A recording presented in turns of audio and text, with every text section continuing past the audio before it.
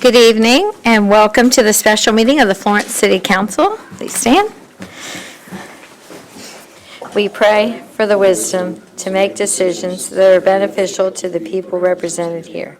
Empower us to speak honestly, reflect wisely, and vote with integrity. We seek your guidance tonight. Amen. I pledge allegiance to the flag of the United States of America and to the republic for which it stands, one nation, under God, indivisible, with liberty and justice for all.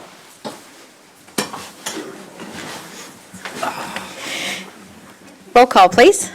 Ms. Wingo? Here. Ms. Chambers? Here. Mr. Wynn? Here. Ms. Whalen? Mr. Schneider? Here. Ms. Cable? Here. Mayor, we have a quorum. We have for your consideration approval of the minutes of the business meeting December 9th, 2025. Is there a motion to approve? So moved. Mr. Schneider, second by Ms. Wingo. Is there any discussion? All in favor? Aye. Any opposed? Motion carries. Next, we have oath of office for our police department. Chief Mallory.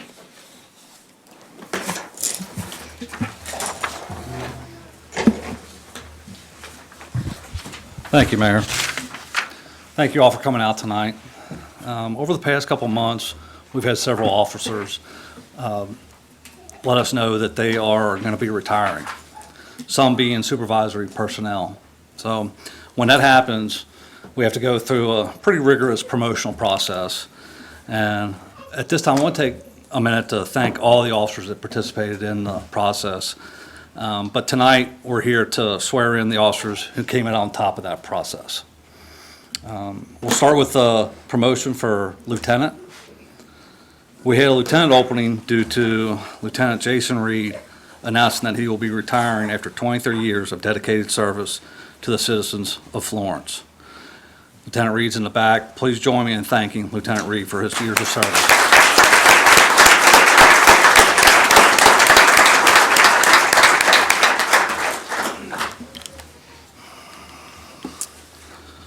To fill the vacant lieutenant spot, we are promoting Sergeant Tim Crowley to the rank of lieutenant. Tim? Just push it. Just stand there. Lieutenant Crowley has been a member of the department for over 19 years. Throughout his career, Lieutenant Crowley has held the rank of officer, corporal, and sergeant. He has served as a field training officer, a member of the Honor Guard, a member of the SWAT team, a firearms instructor, an active shooter instructor.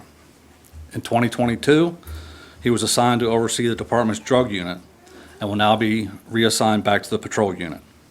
Lieutenant Crowley is a graduate of the Administrative Officers course through the Southern Police Institute, a prestigious leadership program for law enforcement professionals. So, congratulations, Lieutenant Crowley.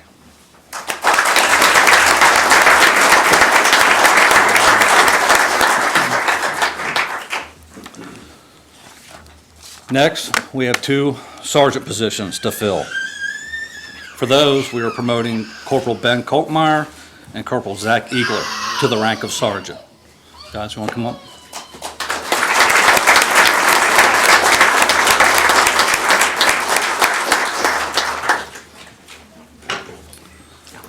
Sergeant Ben Koltmeyer has been a member of the department for almost 13 years.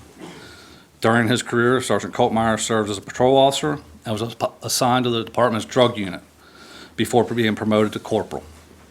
Sergeant Koltmeyer is a field training officer and a stops instructor for the department, and he is also assigned to the patrol unit. Sergeant Zach Eagler has been a member of the department for over 10 years.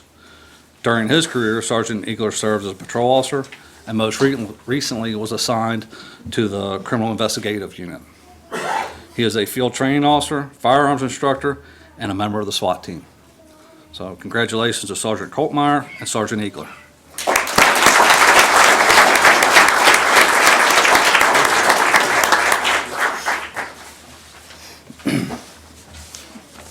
And finally, we have two corporal positions to fill. For those, we are promoting Officer Jacob Whitford and Officer Tyler Jackson to the rank of corporal.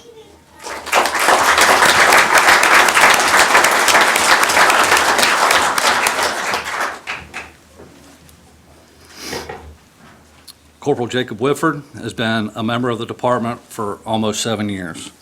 During his career, Corporal Whitford has served as a patrol officer and most recently assigned to the department's drug unit. Corporal Whitford is a firearms instructor, defensive tactics instructor, and a member of the SWAT team. Corporal Tyler Jackson has been a member of the department for 5 years. During his career, Corporal Jackson has served as a patrol officer and most recently assigned to the department's criminal investigative unit. Corporal Jackson is a field training officer, a defensive tactics instructor, and a member of the SWAT team. So congratulations to Corporal Whitford and Corporal Jackson.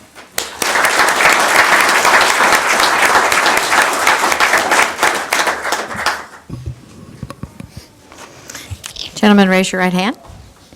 Do you solemnly swear that you'll support the Constitution of the United States and the Constitution of the Commonwealth of Kentucky, so long as you are a citizen thereof, and that you will faithfully execute to the best of your ability the office of Police Lieutenant, Police Sergeant, and Police Corporal for the City of Florence according to law, and that do you further solemnly swear since the adoption of the present Constitution that you have not fought a duel within this state nor out of it, nor have you acted as second as in carrying a challenge, nor have you assisted any person thus offending?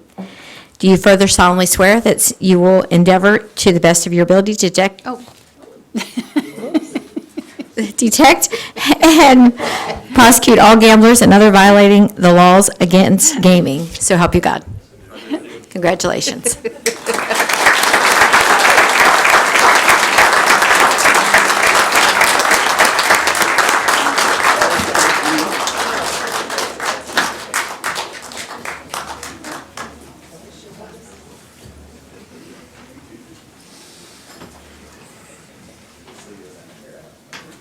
A little excitement there.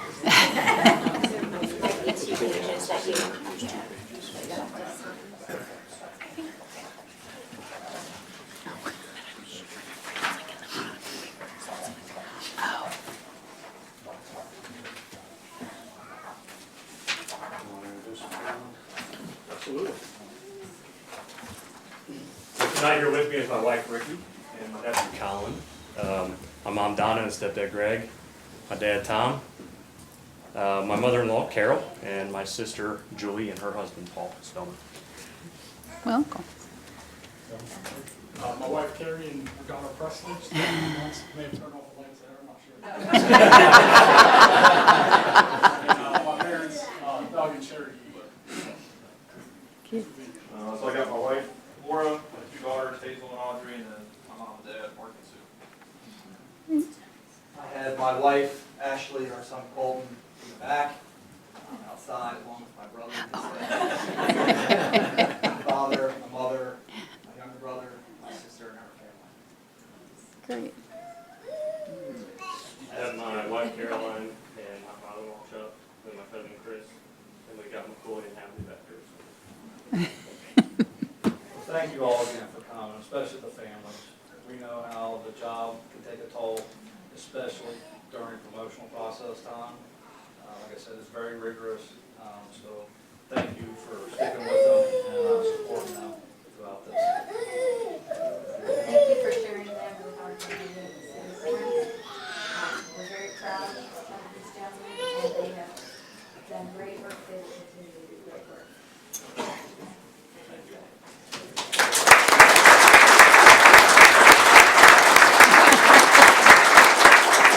Ready? Any family want to come up, take pictures, go through this thing?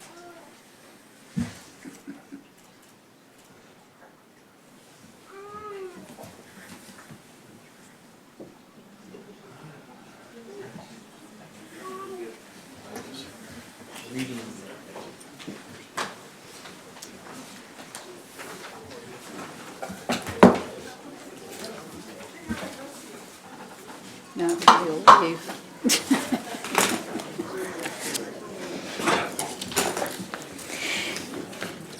At this time, it is my pleasure to welcome Kentucky State Representative Mary Ann Proctor to the podium to give us an update. Mary Ann has been representing the city of Florence now on her, is it third year? Yes, ma'am. And she does a great job. She's a great advocate for our first responders and the city as well. And we're pleased to welcome, and she's a very big advocate for veterans. So she's always participating in our veterans activities, so we welcome her once again. Mary Ann. Well, thank you. I appreciate the invitation, the opportunity to be here tonight. So thank you, Mayor, and the city commissioners as well. What I wanted to do is just give you kind of a brief overview of it's budget year, what that's going to look like. And I would love to say that after spending 3 days in Paducah at a retreat that I would have a clear, defined vision for what we're doing this session, but I cannot deliver on that. So I'll give you the things that I know about. We don't pre-file legislation, so I can only speak on the bills that I will be filing if you want to hear about those. But things I think that the city would care about is this summer, we were working, and one of the things they had was the Kentucky Task Force, the Housing Task Force. And so, we hear often about the housing shortages. So their major findings is that not enough homes are being built to meet the population and the workforce demands, particularly starter homes or workforce homes or senior homes for people who are wanting to downsize.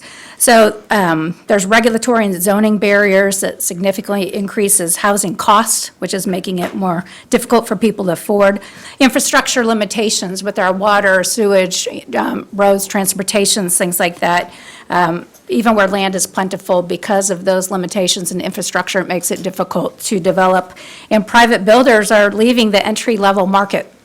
So those are the things that they defined were problematic. And some of the recommendations were to encourage more housing types, like townhomes, condos, patio homes, cottage courts, mixed use, those type of developments, remove barriers that prevent the missing middle housing, support redevelopment of underused commercial buildings and industrial sites. For reforming local zoning and land use policies, they want to reevaluate minimum lot sizes, parking requirements, and density caps. There's also some efforts to speed up permitting and approvals for housing that comes through because of the lengthy approval times it's taking. It's certainly increasing the cost and discouraging builders from wanting to build. Other things they'd like to do is address the infrastructure constraints, and then build housing that supports workforce housing, so for teachers or police and fire. Nurses, skilled trades, things like that, they're looking to target that. So those were some of the recommendations that came forth from the task force on housing. I wasn't on that task force, so I can't really speak a whole lot more in depth, but just kind of big picture, what's going to be coming and what may be coming for you at city for zoning issues and some of these permitting processes that will come through the city. Constituents have been reaching out about their driver's license problems, because I'm sure many of you have heard as well.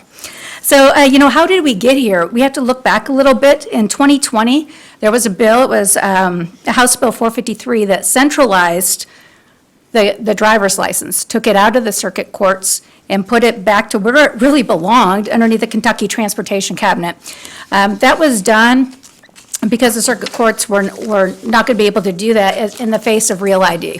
Certainly didn't have the personnel and the technology that they needed to do to meet those security requirements that Real ID did. So that passed in 2020. Reason why it became problematic this last year is that there was a transitioning of the Real ID that was supposed to go into effect. It was completed by June 30th of 2022. But, in all 120 counties, but we had this perfect storm. So it was the enforcement of Real ID for flying, so everybody was rushing to get those. We had the mandatory vision exams that increased the demands in our licensing offices, and then permits for the 15-year-olds. So as far as I know, there's not a real solution yet. That was just kind of part of why it became so congested. I know there are some that would like to put this back to the circuit court level. However, in speaking with our circuit court clerks, it really isn't a responsibility that they're able to do, and that is a judicial branch that they are in. They are not the executive branch of the cabinet of the transportation. So ideally, the transportation department will look at investing more and making more of these regional driver's license, doing more of them. So one, we don't have the backup that we do, or people that are having to go counties across and waiting days and days to get in. It's really not an acceptable thing for any of us, but that is hopefully where the push will be, is back into the cabinet of transportation where it belongs to the expansion. and not in our judicial branch. So that's kind of where we are on that. Things I can anticipate will come. We've had some hearty battles over the centralization of the occupational license tax collection. In speaking with our mayors and our judge execs here in Northern Kentucky in the tri-state area, from what I understand, what we have works really well. And so I don't know what you guys think about it. We can have a discussion about it. But the things that I've heard that concern me for Northern Kentucky if we were to do more of this centralization, one, I'm not so sure if we shove more to the state government that's our most efficient means, but we lose lots of local control. The revenue risks, we have delays or errors in state collections that could impact local budgets, which I'm very concerned about. The cost and infrastructure of implementing this type of technology that would be required to be able to centralize it, that's going to be really, really expensive. So I worry about that, the IT upgrades, and then, it creates a risk in potentially diverting funds from other priorities. And then, you have the administrative impact, you lose local staff oversight and the ability to respond quickly to issues as they come up, and those local relationships that you have by leaving it the way that it is. So I'm not a huge favor of the centralization of that. This comes obviously from Louisville. There's a big push to do that. I'm optimistic it's going to come back. One thing that is helpful to us in Northern Kentucky, all of the legislators, I will speak for us, it is helpful when we have input from you all. There's going to be hundreds of bills filed. It's a budget session. We can't possibly keep up on all of it. So if you guys are looking at things or you're hearing of things, I would please encourage you to reach out to us and give us input. It's really helpful when we go and defend our positions, when we can say, hey, this is what our mayors want, this is what our city councils are letting us know. So that's really helpful. So I would encourage you to do that. Other issues that came up, they're really going to, again, it's budget year. I think our chair of A&R, I've sat through a lot of these education, not just education, but education, transportation, and health, a budget review, where you go through line by line. I think our chair of appropriations and revenue has a very clear vision of the state's wants and needs. And to be able to continue to lower our personal income tax rate, we're going to have to really be clear on what those are. So there's a lot of asks for money this year. I'm pretty optimistic a lot of those will not come to fruition. We've got to tighten things up. Things that may trickle down to the city level a little bit is SNAP. So in fiscal year 2024, Kentucky spent $1.2 billion on SNAP benefits. In 2023, we were up to $1.087 billion. So, or that was in 23. So in 24, we've had a significant increase. We've had some audits on our SNAP benefits. If we do not do better with our administration of the SNAP, then the state is going to have to kick in a whole lot more money. The error rate is 6%. If you stay under that, then it doesn't impact the federal monies. Kentucky's at 9.3% error rate. So a lot of that has to do with, there's fraud. There's always opportunities for fraud, but just not great oversight for the administrative areas, so really some tightening up on that. But expect to see some reforms in SNAP, one that's coming from the federal regulation, but then also down to the state. Other things that you guys may care about a little bit is what we're going to do with Medicaid. That's we found $847 million of fraudulent spending on there, and it wasn't necessarily going to the Medicaid recipients. It's because they are registered in multiple states. There's people who are ineligible for the services that has caused that significant problem. So the auditor came in and gave us a rundown on what that's looking like and the recommendations on how do we clean this up because the state just can't really afford that. So we do have a Medicaid Oversight Board. They've been working all summer as well, and they will be making recommendations on how we're going to manage Medicaid going on from the state. So we've had a lot of other things going on. I was on the MAHA Task Force to Make America Healthy Again. We just wrapped up our recommendations today, and I think they're pretty good things. We're looking at the school levels and hospitals really improving the nutrition, using food as medicine. So partnering with our local farmers, trying to do more of these co-ops or our annexes where we are helping people to learn how to eat healthily. In our schools, our food is always not so great, and certainly in our hospitals. You have, major heart surgery, and they bring you fried food and bacon and whatnot. So really making emphasis on education for our healthcare providers, make that mandatory nutritional training for your continuing education, because most healthcare providers have minimal training in nutrition. And then looking at increasing PE requirements in the schools, making that one of the credits you have to graduate from high school, just to get people moving and to really make healthy lifestyle choices. In the long run, hoping to bring down these Medicaid costs and our healthcare costs, which are spiraling out of control. So it's just kind of some big picture, some of the things we've been working on that may impact the city. I don't know if you guys have some specific questions or things that might go on that I didn't address. I'm certainly willing to entertain that. I do. Short-term rental. We're hearing a lot about it. What do you think's going to happen with it? I think we're going to have what we saw last year. Again, this is coming from Louisville. And this is what I did hear back from certainly Boone County, and I was really grateful on that. At the state level, they say we're close, you guys are closer. So if those things have been determined at the fiscal court, I am not in a hurry to come undo that. So we had a lot of pushback on that. Most of us from Northern Kentucky, we voted 3 times against the Speaker's amendments to change that.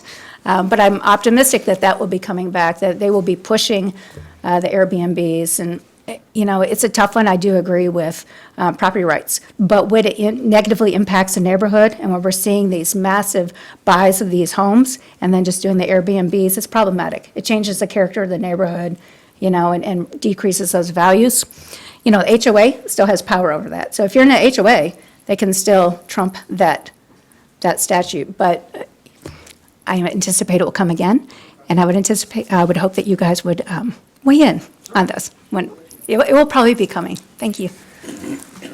I do want to just reiterate what Marianne said about she had educated me about the driver's licensing, and I think it makes a lot of sense, and people don't realize, they just know that maybe they have trouble getting an appointment, or they have to get up at 8 a.m., and by 8:01, all the appointments are gone, and that's what they see, but they don't really think about the fact that it with the clerks, and it really needs to be in transportation, and I think that was really educational when you explained that. So I do think, hopefully, maybe, if we can continue to move with some progress, like you said, opening multiple offices, I think that would be great.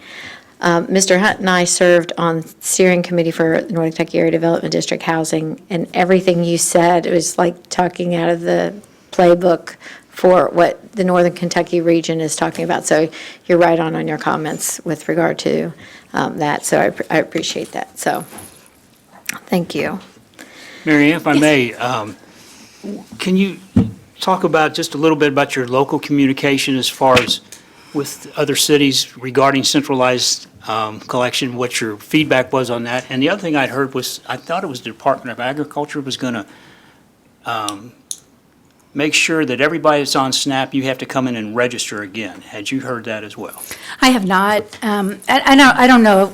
There's a lot of things that are being thrown out there. I think we are in a little bit of sticker shock of how much it's costing us and what the audit revealed, and then what's changed is a big, beautiful bill. So that I don't know on that. With regard to, are you talking about the Airbnbs? No, centralized. Centralized.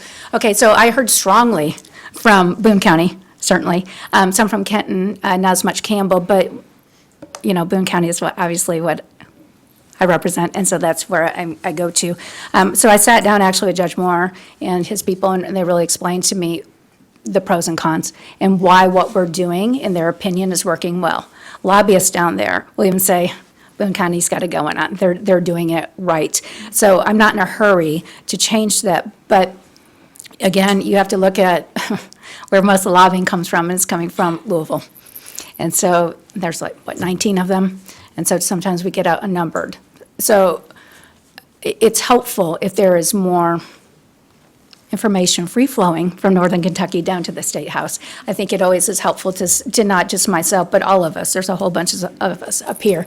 And on things like that, even though, we've got Banton, Mosier, who are Kenton County, and Dome, part of Kenton County, we work collaboratively on that. So it doesn't just to be one state rep or just the one senator. I mean, certainly, Funky Frohmeyer, Williams, Rawlings, yeah, Chris McDaniel, I would go to the senators as well. I think they certainly, the chair over in the Senate of A&R, I think he's very well aware. So McDaniel, so I mean, those are good people. Just reach out to. I would encourage you guys to have that communication really with all of us, just expressing your concerns or needs.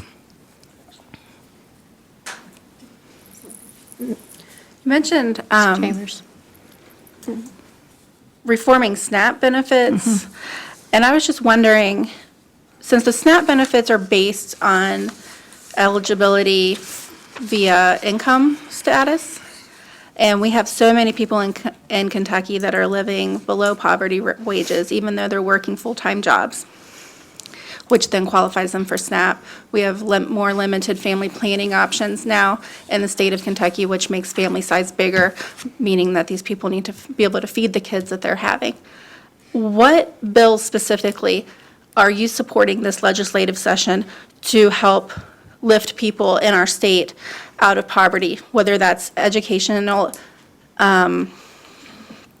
efforts or efforts to increase wages?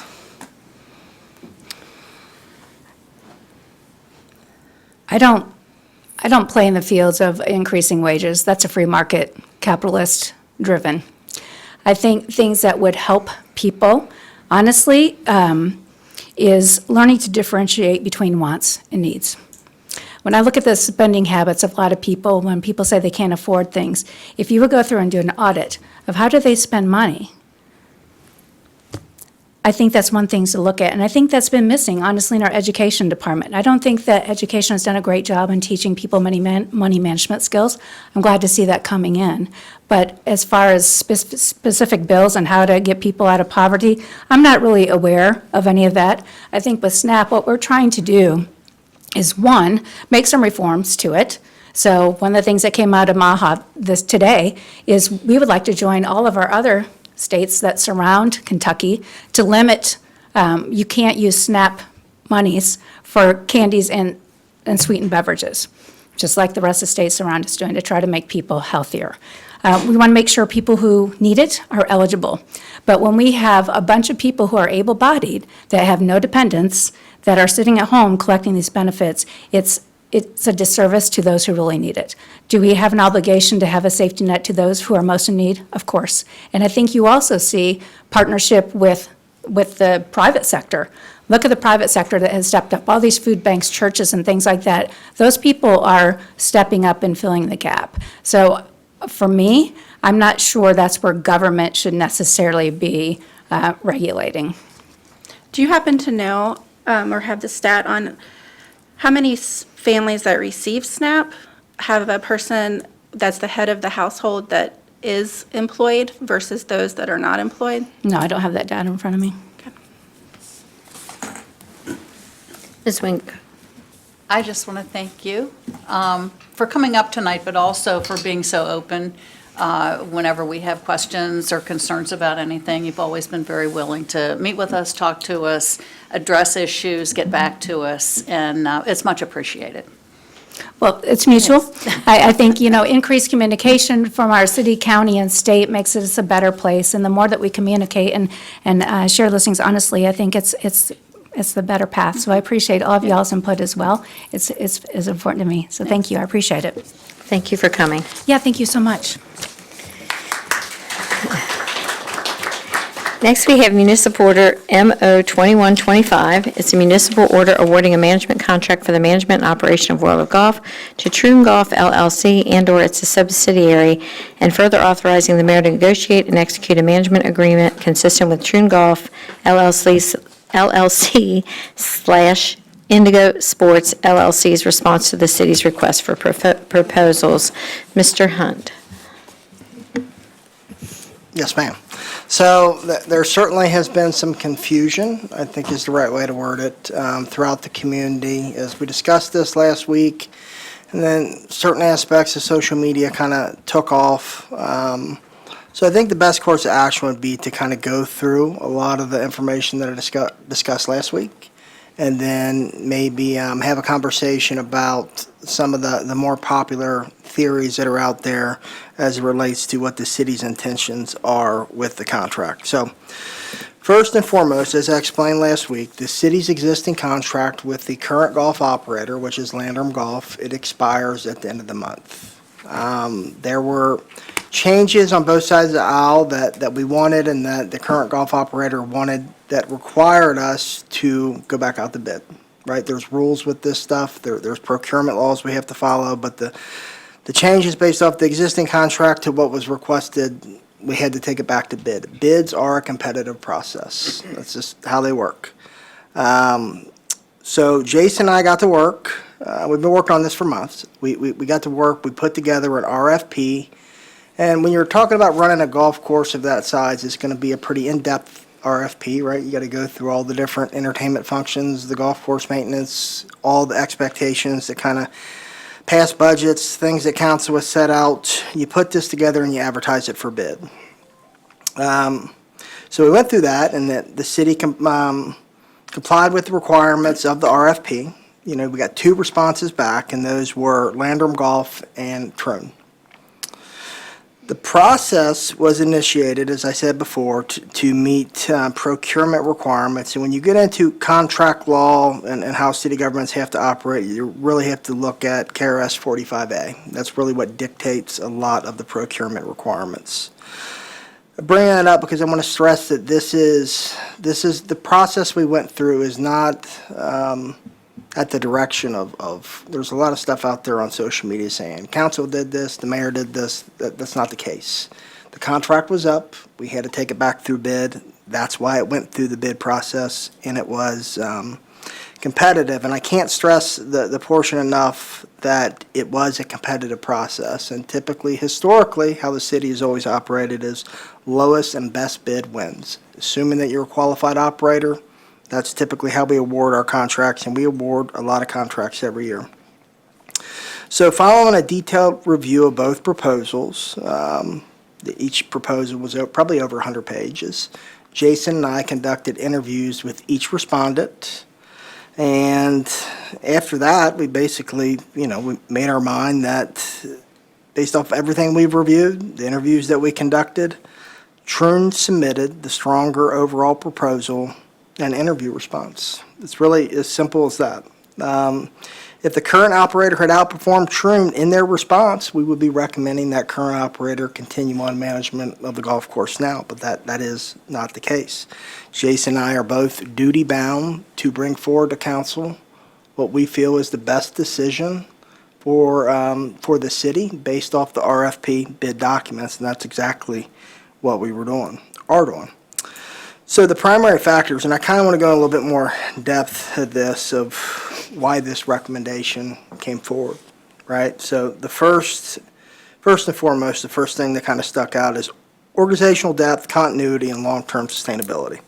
Troon brings a national management platform, and within that is a well-built-out organizational structure. They have a lot of depth that supports continuity, succession planning, marketing and staffing, and it reduces reliance on any one single operator. As we did the interview process, it became very evident that having a formal structure for leadership transition was imperative. You don't want your multi-million-dollar asset solely being dependent upon one person. That's a huge risk management issue. Long-term sustainability of the facility was another big thing that we looked at. The city has invested millions of dollars in the World of Golf to make it a first-class entertainment facility and amenity. Troon's proposal demonstrated a clearer path toward making the facility more financially self-sustaining and less reliant on city subsidy. The financial structure and accountability piece of this was big. Troon proposed a management structure with a clear annual budgeting, measuring financial performance standards, defined termination rights, and that was a big one, the termination rights, which basically, we just had a 2-hour meeting on the contract today. If certain performance standards are not met from a financial perspective, we have stuff in the contract that allows us to hold them accountable if those standards are not met, so that was good. There were some questions last week that I probably didn't answer the best about how this could save us money. Put a lot of thought into that. And I think the biggest thing is the leverage and scale to improve the operational efficiency. So as a large group, Troon can leverage centralized purchases. The simplest way to put this is we get we buy 10,000 golf balls as a municipal operation, we're going to get a certain price. Troon is going to get a much better price because they're buying 10 million golf balls, right? We're going to see that cost come back to the city because they have such big purchasing power. And that was something that they went in depth of when we had our interview. So those are really the four big reasons of why we recommended Troon.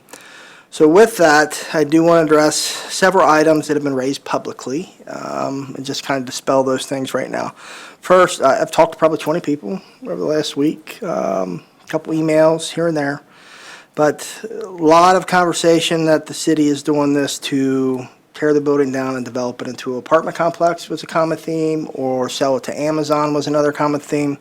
I can assure everyone that this council, I can't speak for what a future administration might do, but this council has demonstrated a commitment to recreation. There is no intent to sell to anybody, and World of Golf will remain just that, World of Golf.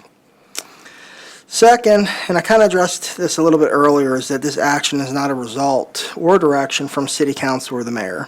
And I kind of want to go in a little bit more depth about what the process is and what really council's role as the legislative body is up here tonight on this. This is, like I said, a competitive procurement process. We conducted it. So contracts coming up, we took it to bid, administration did all the interviews, wrote the RFP, started drafting contracts, things like that. From there, we are duty bound to recommend to council this is the lowest and best proposal. City's council's role is the legislative and budgetary side of things. So council adopted the budget. It's kind of odd when you get into budgets, but the budget starts on July 1st, right in the middle of golf season. Probably not the best time to start a budget, but that's how it is. So the budget is already addressed for this next fiscal year, which will be the end of June. What council really is considering is whether the operator that we're recommending aligns with the budget that they set and the action plans that were set as a part of that budget. So how many golf carts we're going to purchase, the new net, all those capital expenditures that we already talked. You have the RFP. I know they're big. We talked a little bit more about it last week, but does what you're reading in the packet align with the budget that you set? That is really the question. Third, there has been concern that programming lessons will no longer occur. That's just not true. Troon is nationally recognized for its programming. We've had in-depth conversations with them. If anything, you give me a year, I think we'll see increased programming up there across every platform. Fourth, there was a lot of concerns, and these were valid concerns, about people that had passes or they had bought, golf lessons. Would those be honored? I assure everyone that those lessons will be honored. If they don't get them in before the new year, we'll honor those. We'll take care of it. So finally, I think it's important to acknowledge the role that Landrum Golf has played in the operation of World of Golf. Ralph's been up there for decades. The city appreciates that contribution, and at the same time, the city has a responsibility to evaluate proposals objectively and position the facility for long-term success. This recommendation is based off of that responsibility that I have and all of you have. So I'm happy to answer any questions that you may have about the golf course or anything along those lines. Any questions? Leslie? Can you just elaborate a little bit on the succession plan? Sure. Because my understanding is, and I could be wrong because I don't frequent the world of golf, that Mr. Landrum is not the only person giving lessons. Mr. Landrum is not the only one doing food ordering. Yeah. And Mr. Landrum is not the only one managing it. So. Correct. That there are people that work under him that take on these various roles. So the concern about succession, can you just explain that? It's a great question. So there are employees up there, but they're not part of the organizational structure. My bigger concern, or our bigger concern with it, is from a risk management perspective. Say for whatever reason, this is a sole proprietor-owned business, that proprietor decides, I'm out. There is nobody to take over the business. They have no legal rights to it, and we're left holding the facility with no management company. We'd have to probably close the facility down for 3 or 4 months and go through the bid process to get somebody back in there.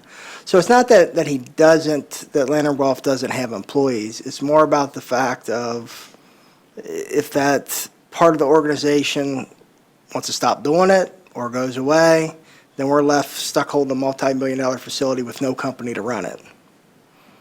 And that is the succession plan piece of this. And you don't have that so much with Troon because they've got, one person goes down, they have 5 people that can come in. Your golf course is always going to remain open at the times you set in the contract.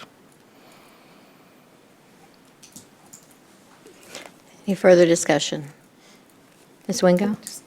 I just want to clarify, this is not a new process.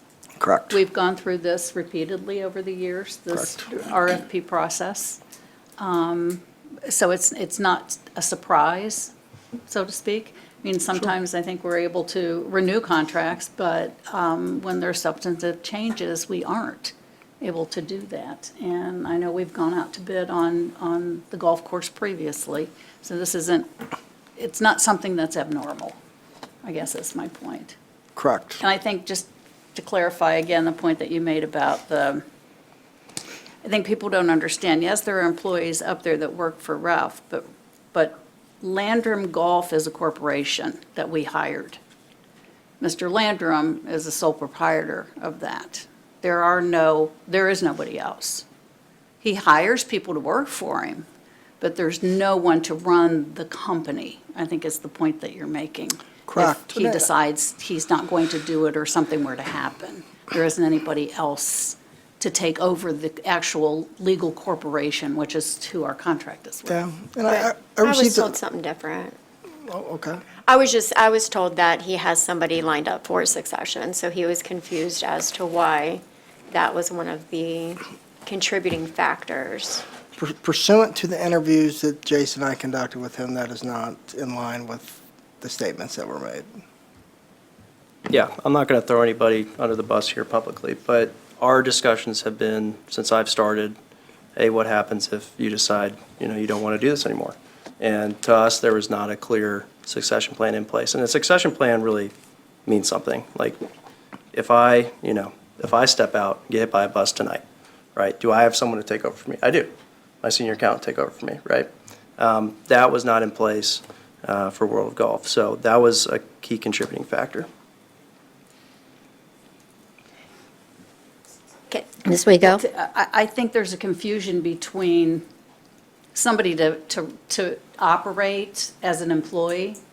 I think that's very different from someone that has the corporation Right. that has the contract. Okay. We can 'cause- only work with the corporation that has the contract. That's who Ralph can hire anybody to come in and work with him, but there's nobody else in that corporation. Does that make sense? No, it makes sense. Okay. It was just described to me differently when I spoke with Yeah. him, because he called me after. Yeah, okay. So I had a long, lengthy discussion with Okay. him about that, so I was just confused as to why that was part of the reason why. And then my next question, I don't want to interrupt if you're still asking questions. If Troon were to take over, how is this going to impact the residents and the individuals that is going to frequent the World of Golf? Is prices going to go up? How is that going to look? So, Troon's model, and there's a representative from Troon here, and Dave Prue knows the golf course very well. So if I misspeak, don't let me go down that road, okay? Troon's model is they manage the golf course as we want to see it ran, right? So in terms of pricing, we have a say-so. How they market it, we have a say-so. I see, based off of the in-depth RFP response that we reviewed, we've got hours in reviewing this, hours in interviewing it, the average citizen, the average patron of the facility is going to have a better end-user experience. That's what I walk away with thinking. I don't know if you have Yeah, I mean, any- there's two ways you can increase revenue. You can increase prices or you can increase volume. And their strategy is to increase volume. So number of rounds played, number of people hitting golf balls on the range, number of people eating a tin cup, right? Increasing the volume, not the prices.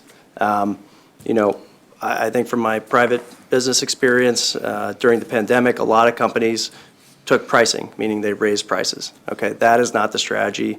And we won't approve anything that say, hey, we're going to raise greens fees by 10, like, we're not going to do that.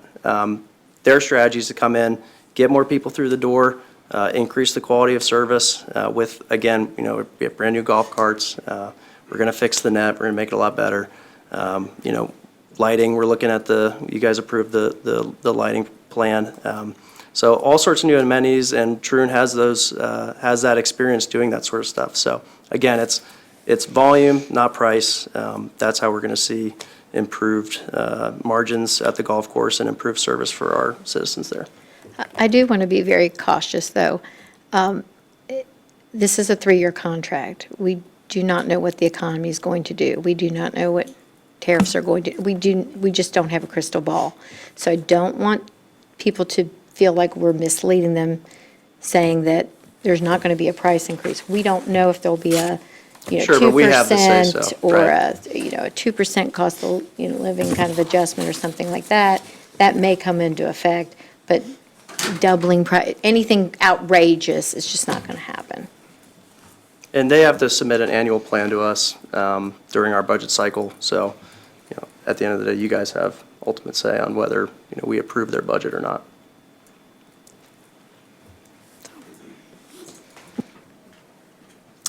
Anything else? I mean, I try to address most of the valid social media comments that I read. I got a lot of calls, people tell me I should write secession plans, and I can't do that, right? That's very unethical.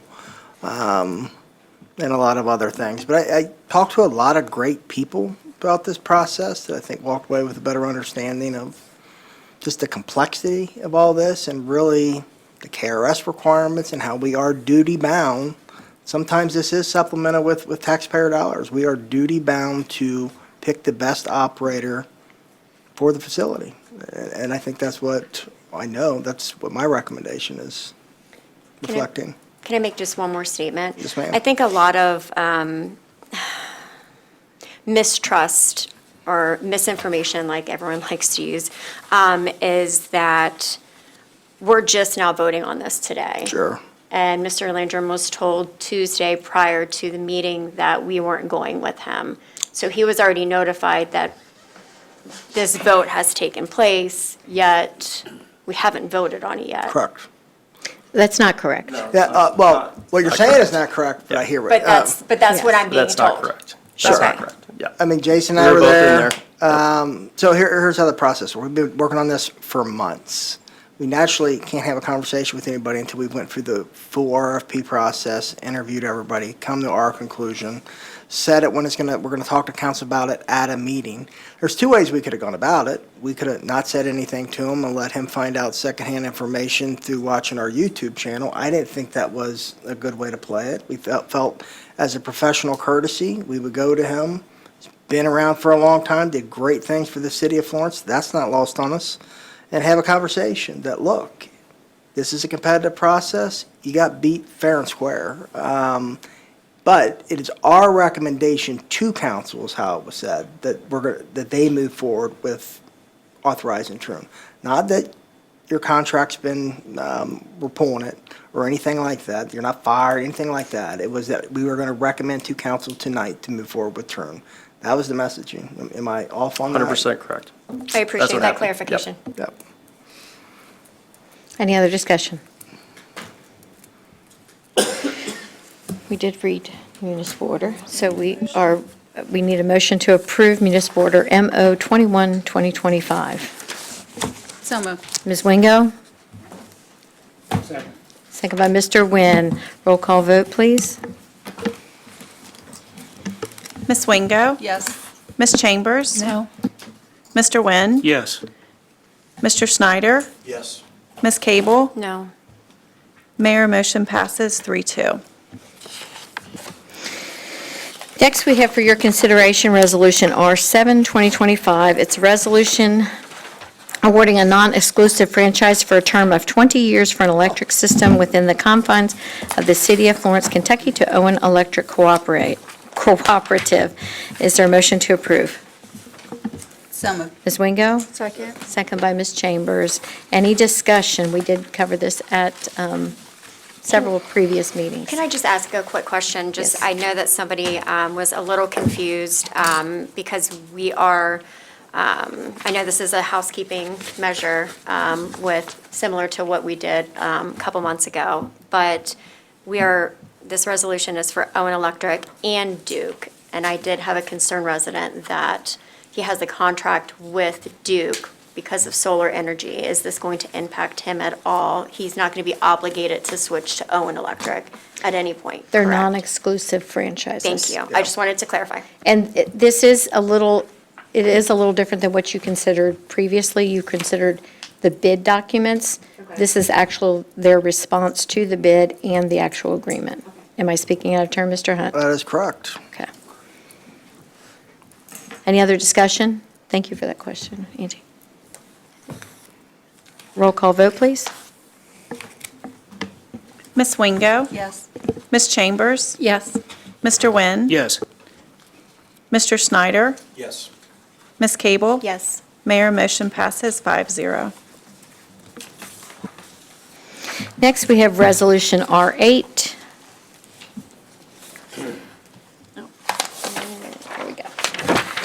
R8, 2025, a resolution awarding a non-exclusive franchise for a term of 20 years for an electric system within the confines of the city of Florence, Kentucky to Duke Energy, Kentucky. Is there a motion to approve? Mr. Wynn?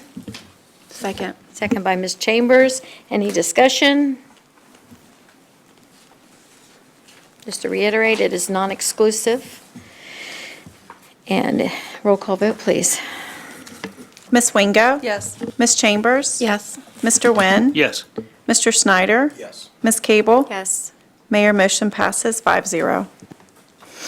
We have for discussion, Resolution R 25023A of the Boone County Planning Commission. It's a consideration of a resolution recommending approval from the Boone County Planning Commission with a condition for request of NOKY Inc. per Bimal Patel, the applicant owner, for a change of concept development plan and a commercial 2 plan development Houston-Donaldson overlay C2 APD H2O district for an approximate 1.1 acre area located at 7454 Turfway Road, Florence, Kentucky, and providing the recommendation be forwarded to Florence City Council. Mr. Morgan. Thank you. On screen, I have a site vicinity map. Of course, we're looking at the Comfort Suites on Turfway Road. You can see the proximity to Target and Town Place Suites. Comfort Suites is going to be rebranded as a Spark by Hilton probably in March. What this application would do would be allow 2 murals to be painted on the building. Zoning map, the property is in the Houston-Donaldson study overlay. You can see the HDO designation in the zoning district, and what that means there's special sign regulations. Those special sign regulations do not allow hand-painted murals as building-mounted signs. Normally, building-mounted signs are channel letters. This is the future land use map. Of course, the site is forecasted for commercial uses in the year 2040. This is an aerial map, of course, subject site in red. Would like to point out the building was originally constructed as a red roof inn, so that's why the red roof is on there. This is the building before the Planning Commission approved the design review application back in September to allow exterior painting. This approval did not include the 2 murals. So this is what the building looks like today after the painting was done. Where I have these 2 arrows is where the murals are proposed. One on the front facade, one on the southeast facade facing Wendy's. Just wanted to point out a couple of examples of what Spark by Hilton looked like throughout the country. There's always a mural on the building. Sometimes it's on a front and side, sometimes it's only on the front. So that's just some examples.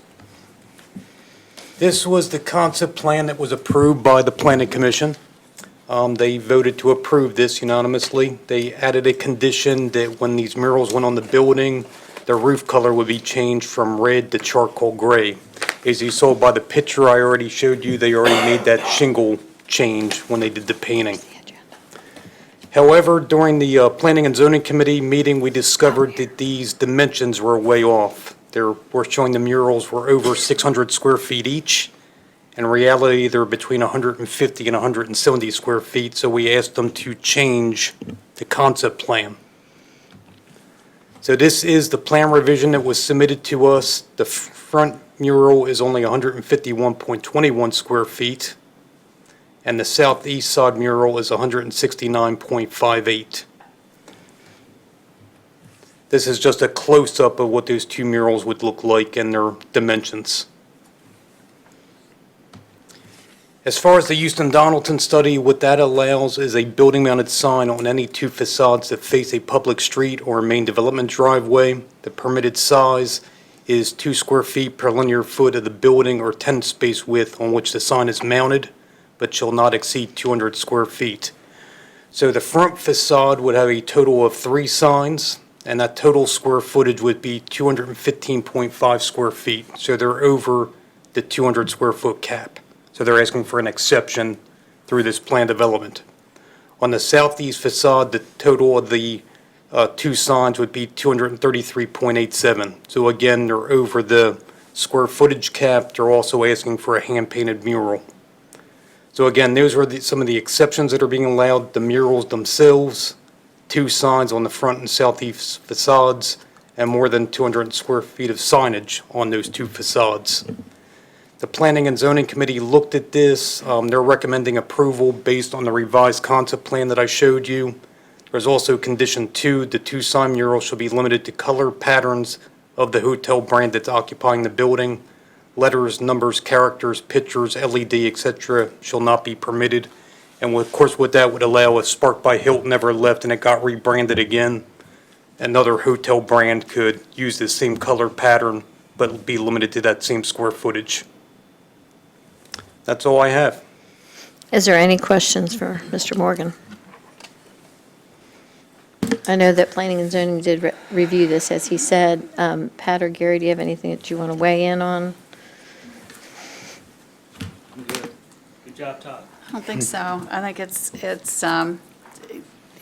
because of the area that it is in, it allows us to make exceptions because it's in the Houston-Donaldson study area, where some other areas may not allow exceptions. We've made exceptions in this district before for different things, lighting, like Ford's lighting, they have the up lighting at Ford's.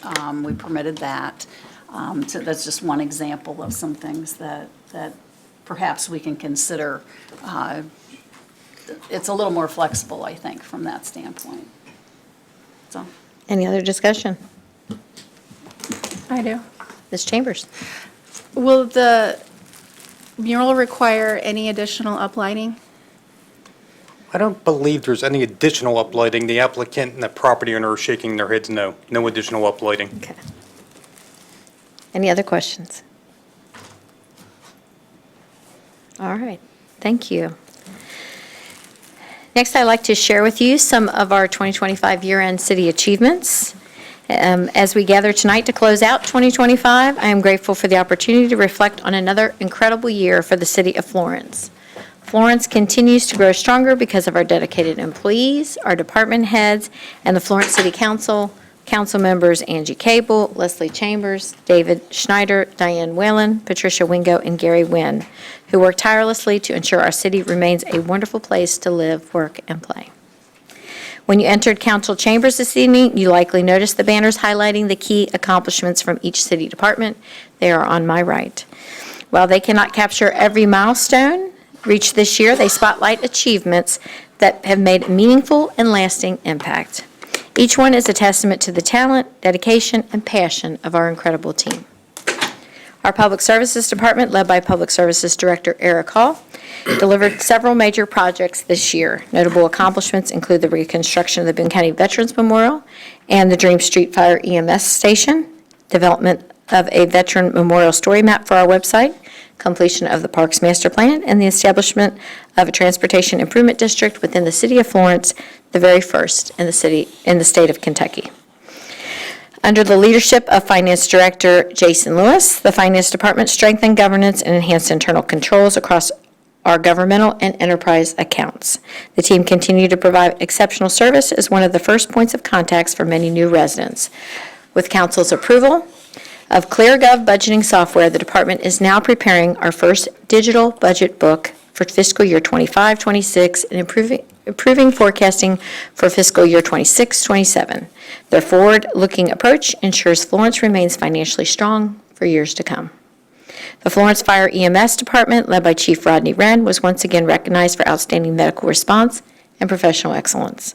Team members earned accolades from St. Elizabeth Medical Center for record stroke response times, received the American Heart Association's Mission Lifeline Award, and saw one of our firefighter paramedics honored as Lab Instructor of the Year by the St. Elizabeth Gateway CTC Paramedic Program. The department upgraded its fleet with the new 90-foot aerial platform, 2 staff vehicles, replacement of cardiac monitors, and advanced high-fidelity EMS training mannequins that allow realistic hands-on practice. Their administrative team also advanced training through IMT courses and proudly launched the first ever Fire Citizens Academy. Our police department, led by Chief Jeff Mallory, continued to strengthen community trust and engagement. The Community Resource Unit brought officers closer together through programs such as DARE for over 700 students, as well as the return of the Teen Academy and the CSI Camp. The department earned a state and national recognition for excellence in DUI enforcement, including the Governor's Award for outstanding efforts to remove impaired drivers from our roadways and to protect our community. The department also continues its commitment to professional excellence through ongoing training and specialized programs that advance officers' expertise in safeguarding our city. The Administration Department, led by Director of Administration, City Administrator Joshua Hunt, attracted $350 million in new capital investment, fueling continued economic growth and creating new opportunities for the City of Florence. The team launched the new Visitor's Guide and the Disability Signage Program and coordinated community events that brought residents together throughout the year. With the support of City Council, the department successfully advanced 55 legislative actions, including measures that lowered taxes for the second consecutive year, reinforcing Florence's role as a regional leader and demonstrating a continued commitment to fiscal responsibility. In response to a growing volume of open records requests, the department added a records clerk to ensure timely, accurate, and efficient responses for our residents, further strengthening transparency and customer service. As I reflect on my last 3 years as mayor, I am incredibly proud of what we've accomplished together. Employee retention is the strongest it has been in years, and I cannot thank our city team members enough for the dedication and service they provide every single day. This year, we conducted an employee survey that yielded overwhelmingly positive and encouraging feedback, affirming that our people truly are our greatest asset. Our employees are the heart of this city, and their commitment is what makes Florence keep moving forward. To our department heads, Josh, Jason, Chief Wren, Chief Mallory, and Eric, thank you. Your leadership and the hard work of your teams make every one of these achievements possible. I would also like to extend my sincere appreciation to City Council for your guidance, partnership, and unwavering commitment to the residents, businesses, and visitors of Florence. Your support is essential to our continued success. As we look forward to the coming year, I'm motivated by what we have accomplished together, hopeful for what lies ahead. I wish each of you a very Merry Christmas, a joyful holiday season, and a new year filled with peace and prosperity. There is no need for a closed session. I will entertain a motion to adjourn as this is a special meeting. Ms. Wingo? Yeah. Mr. Wynn? All in favor? Aye. Any opposed? Motion carries. Thank you all for coming. Merry Christmas.